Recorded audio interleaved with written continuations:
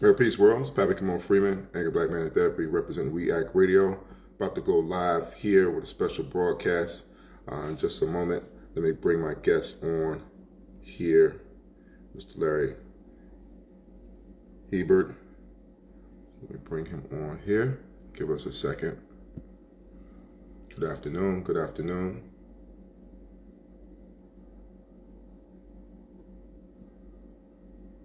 Good afternoon.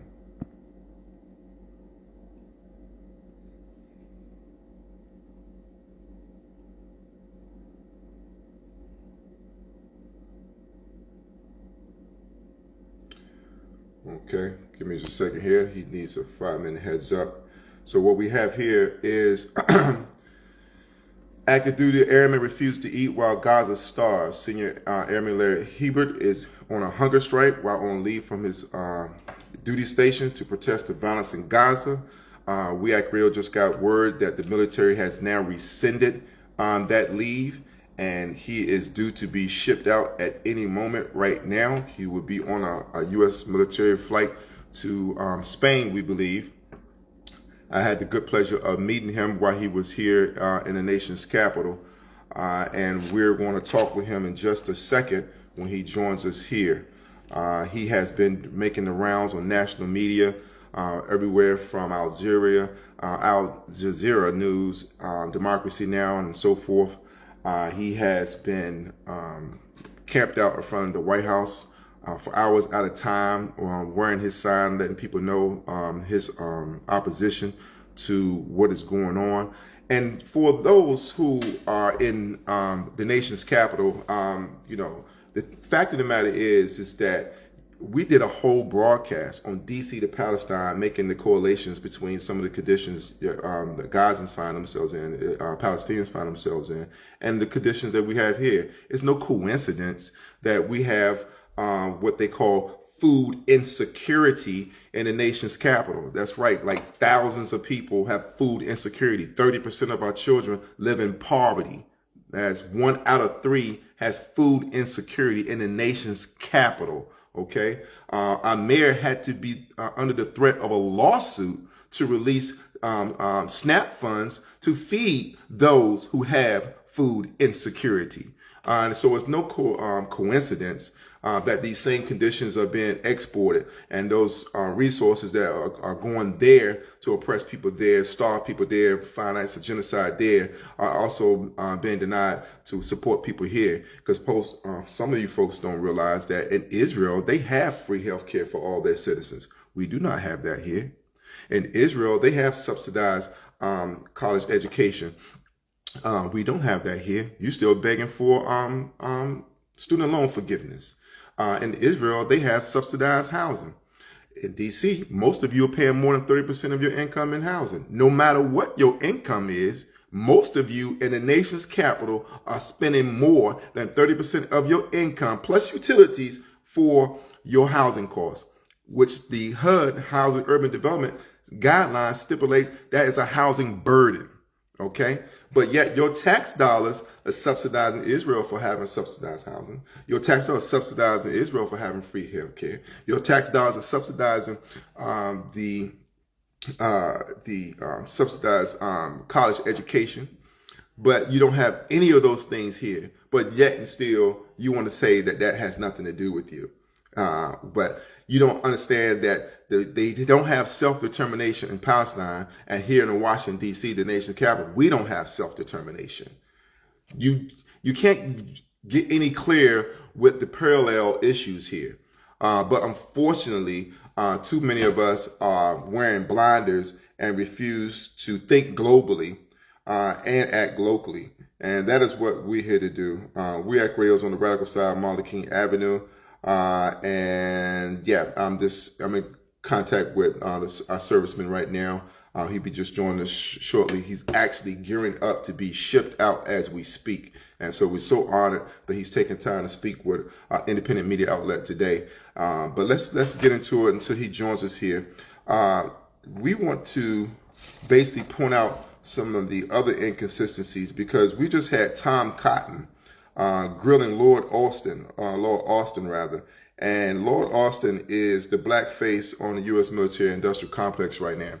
Some of you know him as the Secretary of Defense. I would call him the Secretary of War because before Edward Bernays, the grandfather of propaganda, changed the War Department's name to Department of Defense to make it more acceptable for funding. Because who's going to argue against defense? But they're anything but defense. It wasn't defense when they was preemptively invading Iraq. It wasn't defense when they destroyed Libya. It wasn't defense when they ran up in Panama, and so forth and so on. The list goes on and on.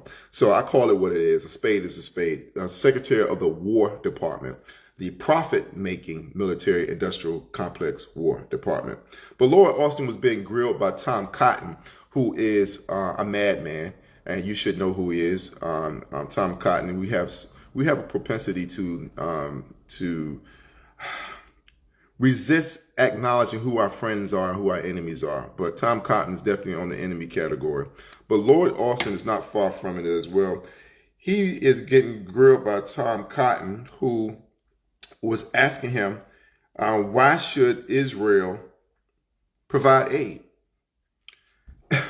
Well, all right. And I guess is here. So let's see if we can bring him on.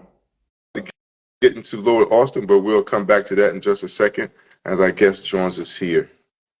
Okay. And, Thank you. and here we go. What's Hello, up, young sir. man? How are you? Good. How are you? It's good to see you still stateside. Ladies and gentlemen, boys and girls, brothers and sisters, for those who just joined me, our guest is here. This is our active duty airman who is refusing to eat while Gaza starves. This is Senior Airman Larry Hebert. Am I saying it correctly, sir? Hey, Bear. Hey, Bear. All right. New Hampshire finest. Is it New Hampshire finest? Is that where you're from? Yeah, New Hampshire. Yeah. Yeah. Now, correct me if I'm wrong, but isn't it the license plate on New Hampshire says live free or die? Yep. Okay. Absolutely. There we go. All right. So please, I was letting people know the situation that we have at hand. You've been in town all week. You've been on a hunger strike for longer than that. You have been at the Senate hearings. You have interrupted those. You have confronted some people. You've had the chance to rub elbows with the great Norman Finkelstein. You've been a busy guy this week. Give us an update on what has been happening and what is about to happen. Yes. So they let me block that light.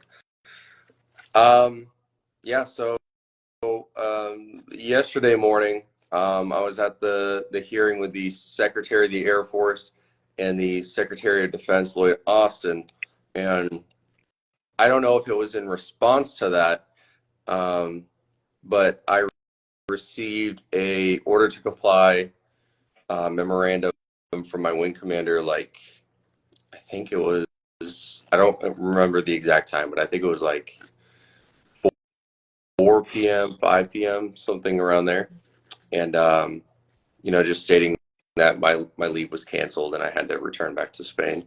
Well, I had to return to, what was it? I had to go to Joint Base Andrews before 7 p.m. or at 7 p.m., which was only like a 2-hour window. So I had to rush back and get all my stuff and make it. So. Okay. Do you think that is in retaliation for your activism, or do you think that's just a coincidence? It could be a coincidence. I mean, the timing is kind of weird, but I'm not, it's kind of up in the air right now. I just talked to my first shirt and hopefully it isn't retaliation, and hopefully it's just, because I'm out here and they just don't like what I'm saying. But yeah. You made some interesting points in some other interviews. You said that you were inspired by Aaron Bushnell's sacrifice. So was I.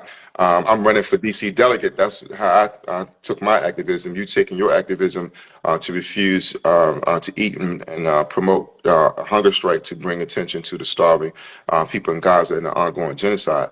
But you said that No one in the military that you know of has even mentioned Aaron Bushnell's name, but we saw people in the Middle East sending their condolences, acknowledging him. What Hmm. do you make of that when our own U.S. military doesn't acknowledge U.S. servicemen's plight? Because even before Aaron, the number one cause of death for U.S. servicemen now is suicide. Yeah. So speak to that. Yeah. I mean, it's been a long-standing battle with even just trying to get our veterans help. Um, it's been very well known that they don't even care about our veterans who served in Vietnam, Iraq, Afghanistan, um, and it, the more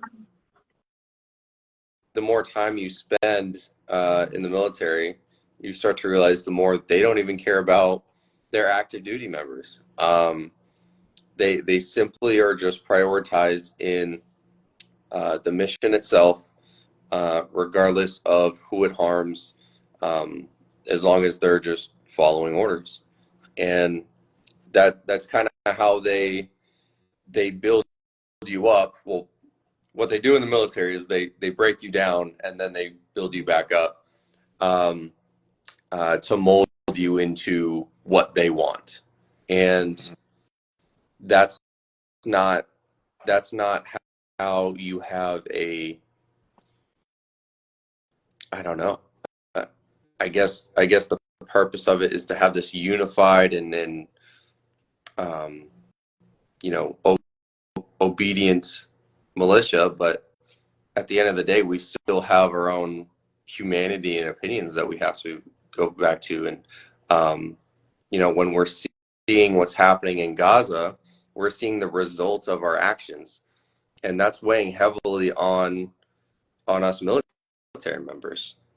Um, I've received hundreds and hundreds of emails and people actually showing up in person who either served in Vietnam or denied serving in Vietnam and had retaliation that they had to face. So they they understood. This is not new to them. They've gone through this, and this is just another instance of just unjustified slaughter against civilians that us military members really have to tackle and come to terms with, and really not be silent, because the military should never be used to harm civilians. We should be protecting civilians, not even just our own. Like we have a duty to protect civilians in all countries.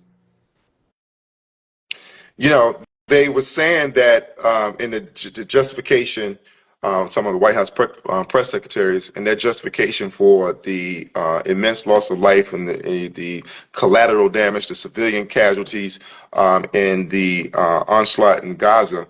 They say, "Oh, well, this is the nature of war." And I'm like, "Well, what is the difference between terrorism and war? What is the difference between terrorism and war?" Because obviously there's not much of one. If you're killing people for political purposes, that's the definition of terrorism, that you kill people for political purposes. War, therefore, by definition, is itself terrorism. Yeah. Now, we have the largest military industrial complex on the planet, the largest by far. And yet they're telling us that there's nothing they can do to stop the terror that Israel is raging in Gaza, that there's nothing they can do to rein in, and that they must continue to fund this. People need to understand that there's some profit margin here in terms of the making of money over death. They're literally making a killing. And in Washington, D.C., we have a high percentage of weapon manufacturers and lobbyists. But in fact, we have far more lobbyists than we do congressmen. You know, so Martin Luther King, we just acknowledged, we had our campaign kickoff. Like I said, I'm running for DC delegate. We did a campaign kickoff party on April the 4th, the day MLK was assassinated, to commemorate the anniversary of his anti-war speech that got him killed April 4th, 67. Beyond Vietnam, he went in that going to say in that speech that The greatest purveyor of violence in my world today is my own government. Hmm. And then after that, he was taken off the stage exactly 1 year later, and the entire country was exploded. I met you, I don't think it's coincidence, at Dorothy Day House on April 5th, the day after. Um, how are you looking at the military now, um, as opposed to how you looked at them before? As you say, they break you down and build you back up. What is your view on war in the military now? Yeah, I mean, what they do in the military is they target the young men who are either still in high school or just out of high school, and in college. And a lot of these individuals do not have a fully grasped idea of the world. Um, they don't truly understand like geo geopolitical issues, like, um, and it's a very easy demographic for them to target. They obviously need, um, strong, healthy workers, um, or soldiers, and that's who they target, the young, ignorant men. But it's not their fault. It's just the military needs to be like brutally honest, when they are recruiting. They can't just be, showing us all these benefits and all the pay and all these great, amazing things. We could travel the world, stuff like that. They need to also let us know, hey, you could be ordered to kill a civilian and you need to come to terms with that now. Are you Yes. willing to, you know, even just send a weapon to a country that will be using them on civilians? Are you willing to, abide by that? And that's not something I knew when I signed up. Um, they one of the things I heard when I was going through the process of joining was, we're in the business of killing bad guys. That's what I was told. Well, the real world is, there's a lot more gray area, and there's not really just bad guys and good guys. There's a lot more nuance, and that's something that I've learned, recently, and I've had to come to terms with, and recognize. It's a lot more complicated than the U.S. just swoops in and saves everyone, saves the day. That's just not the case. Just not the case. Again, we're here with a 26-year-old serviceman who's on a hunger strike, refusing to eat while Gaza starves. This is Senior Airman Larry Hubert. Hey, All Bear. right, working on. Hey Bear. Yeah. Okay, we'll get that right before we get out of here. But Dorothy Day has a quote that I now love. She says, "The greatest challenge of the day is how to bring about a revolution of the heart, a revolution which has to start with each one of us." I sincerely believe that this genocide, because of its sheer blatant um, transparency, is out in the open. We see it. It's going to cause that revolution in the heart of many people. Most of the people in America are for a ceasefire, whether they're Republicans or Democrats. Most of them are for a ceasefire. Yet our representatives are not reflecting that desire, and we still have this. Right. Uh, One of the things that I was pleased to hear when you were with Cole Pink interrupting the Senate hearings, Ms. Medea Benjamin spoke of a joint resolution of disapproval that every senator could sign on to stop the arming of apartheid Israel. Are you familiar with this? And if so, can you speak to that? No, who was that? The joint resolution of disapproval, Medea Benjamin from Co-Pink spoke about this as a mechanism that could be used to stop the arming of Israel, despite what President Biden may or may not do, or any other solutions that you feel pertinent which should be pursued at this time. Yeah, I mean, the person directly responsible is obviously the president. The president has full control of mobilizing the military at the discretion. He takes into consideration his from his advisors, but ultimately he makes a decision. And then we've seen a lot of different types of protests that I think have been very effective. Ultimately, from what I've heard from staffers, is that the consistency of the protesting has been really effective. Whether it's just showing up and being at Congress, like Code Pink, or whether that's the marches or any sort of rally, or it's just the consistency of it. Calling your reps, even though they're probably not going to answer your phone calls. And we went to our representative here in Washington, D.C., Eleanor Holmes Norton. She locked the doors and called the police. Yep. This is where we are. And I think that we must do what we can to agitate, as Frederick Douglass says. Talk about when you was at the Senate and what happened while you was there, and who were you able to speak to or not be spoke to? Yes. So early yesterday, I went to Secretary of Defense Lloyd Austin's hearing. I didn't, interrupt or say anything there. I was just interested on, the verbiage he was going to use and what he was going to talk about. And then later on that day, I went to the Secretary of the Air Force. No, wait, Chief of Staff of the Air Force, I think. Can't remember his title. But I went to his hearing, and he was just going over they went over recruitment for the Space Force and how they conduct that. They went over manning for the military, or specifically the Air Force, and how they could recommission aircraft that are currently out of commission. And at the end, I listened to the whole hearing and I waited. And then at the end, once the hearing was over, I just wanted to speak to him.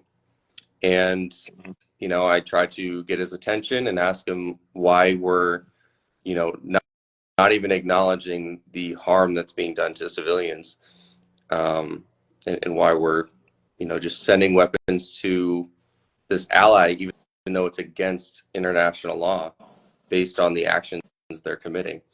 And he just didn't even look in my direction. He gave me no time. So it kind of relates back to Aaron Bushnell, right? They didn't pay any attention to him. They gave him didn't utter his name. They didn't say anything to the force about it. They weren't saying if anyone needs to reach out. But like I said, it's just they simply do not care at the end of the day. Absolutely. There's too much money at stake here. This is for Lord Austin, the Secretary of War, because we call it what it is. Edward Bernays, the grandfather of propaganda, changed the name of the War Department to the Department of Defense for funding purposes. So Lord Austin is actually the Secretary of War. This is for him. We don't just need black politicians who look like us. We need black politicians committed to serving us, investing in us, hearing us. We don't need to put a black face on the same policies that have been hurting us for generations. We need true representation. That is for Lord Austin and a lot of other black faces in high places who are supposedly representing us but not serving us, because we can't make any distinction between the policies that they are supposed to be promoting, democracy, when we're actually promoting genocide. That's the ugly reality. And what I want to know is, if you can't even get your superiors to speak to you, You're here in the nation's capital. You came down to the Senate. You are active duty service member. Then they are clearly showing their disdain for anyone to break ranks.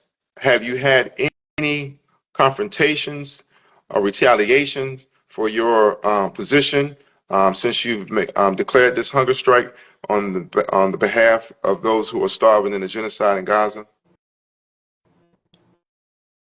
You mean from leadership? From anyone, have you received any smoke for your position? I know you gotten some love, and I'm glad to hear that. And I'm here to honor you right now before they take you out off stateside. Right. But if you comfortable, have you had any pushback on your position? Besides, dumb comments online, which everybody gets, um, or just here and there, people passing by. But one notable one that really, I don't know how to put this, but I felt like it was a very productive conversation. Um, there was this one individual who had a State Department shirt on, and you could tell he was obviously a member of the State Department. Um, he was walking by, and he said, do you think you're supposed to be doing this? You think this is appropriate while you're in the military? And he's giving me a lot of shit, and he was just gonna say that and walk away, but I kept bringing him back in for conversation, and I introduced myself and tried to shake his hand, and he wouldn't. But then we continued to talk, and I told him, do you think it's justified that the military is killing civilians? Even just sending the weapons to kill civilians. Do you think that that is justified? And we went into it more and more and more. And I told him, I'm against utilizing the military and its weapons on a civilian population. And when he really understood where I was coming from, more of a humanity side of it, he ended up kind of meeting me there, and he ended up shaking my hand. He said, well, good luck, thank you, have a nice day. And that whole interaction was just due to him initially wanting to come out and say something rude to me and then leave. But he stayed for the conversation. He understood my point, and he was able to level with me in reason. And What, more what was the conversation. age of this young man? What was the age of this gentleman, in your opinion? 40s, early 40s. All right. Yes, you're as close to my age, and you change his an old dog usually doesn't learn new Yeah, tricks. So, all right, that is substantial. That is substantial. When Muhammad Ali took his anti-war stance, he received death threats, and obviously we know what happened to MLK when he took his anti-war stance. So maybe we are making progress if you are now changing the hearts of men who wouldn't shake your hand, but then meet you halfway to do so. When I met Colin Powell, I refused to shake his hand, and I got all kinds of hate off of that. Just off of that, I'm like, I'm not under any obligation to shake anyone's hand. I thought he had too much blood in his hands, and it was no accountability for what they did in Iraq. Still is no accountability. right. So I'm pleased that you shared that story. Because oftentimes it's not the facts and figures that people remember, it's the story. So I'm going to remember you having a conversation who was initially an adversary, but then left with a mutual understanding. Now, you've been on the hunger strike for how long now? Um, well, this is my coming out, I guess. I broke my hunger strike yesterday, and Okay. that was 10 days. Very difficult, but I felt like I had accomplished my goals here in DC, and with the hunger strike, and that I was on to the next part, which is to, face the music and and also set the baseline going forward for people who, want to speak out.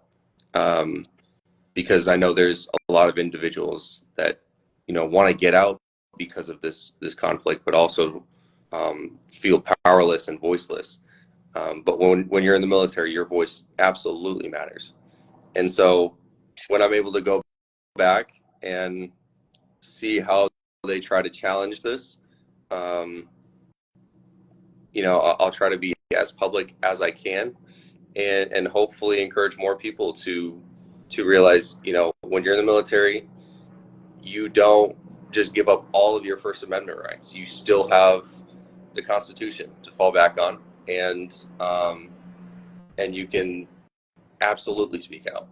Obviously, within reason. You can't share classified information and stuff, which I've done in interviews. I've had people ask me about, you know, flight plans and stuff like that, or something very classified, and I just can't share that information.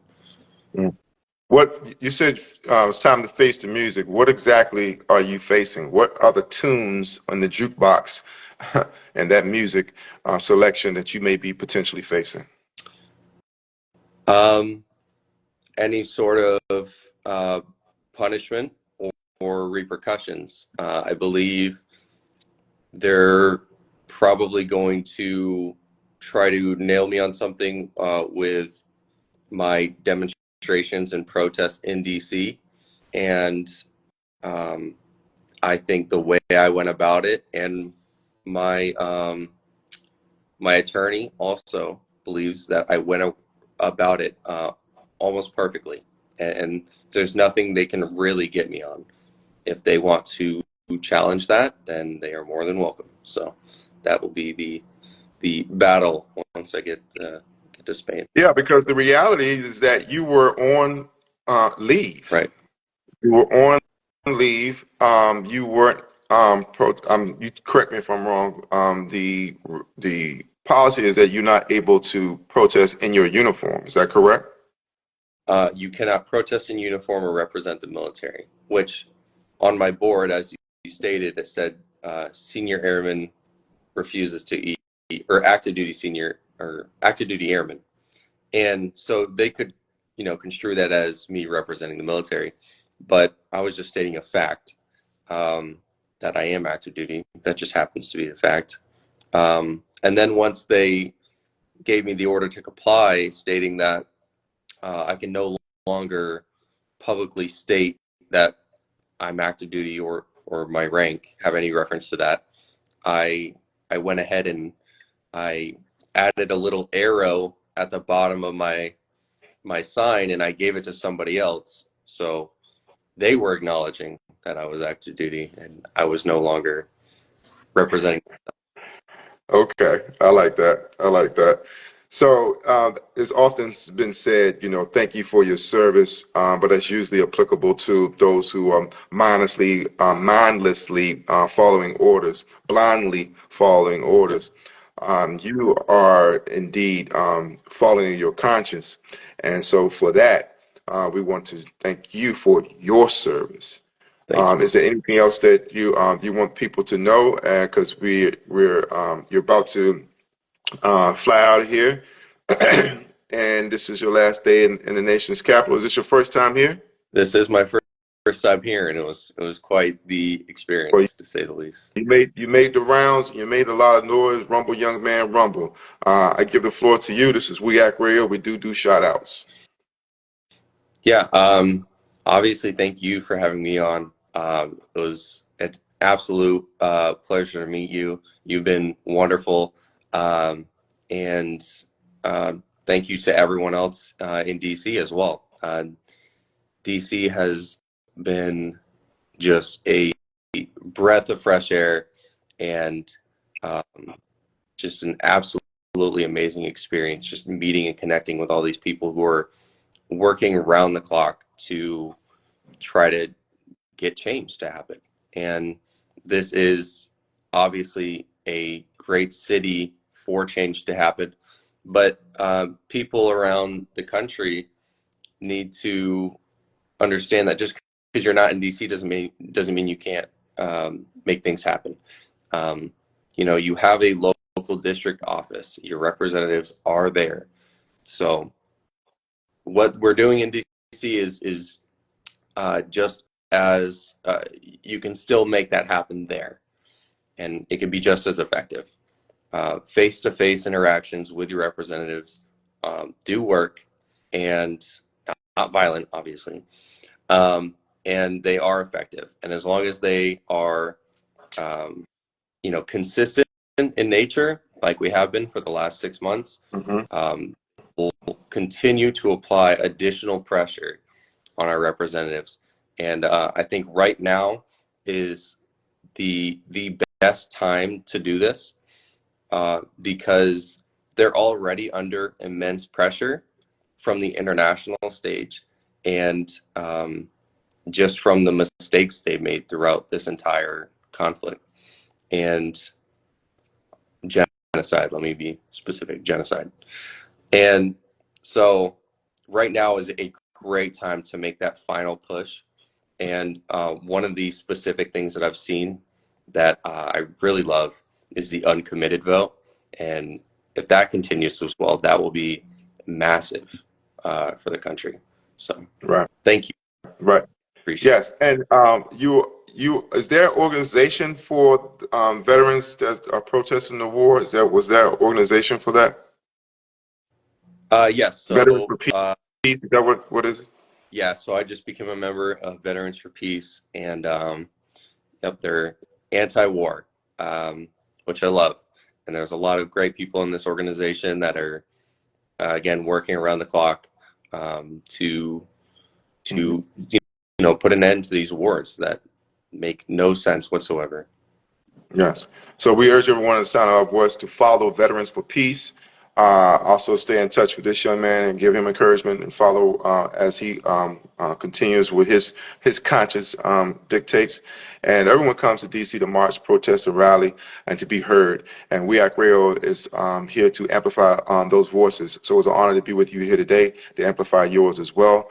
The last word we're going to give today will be for MLK, who died to try to stop a war himself.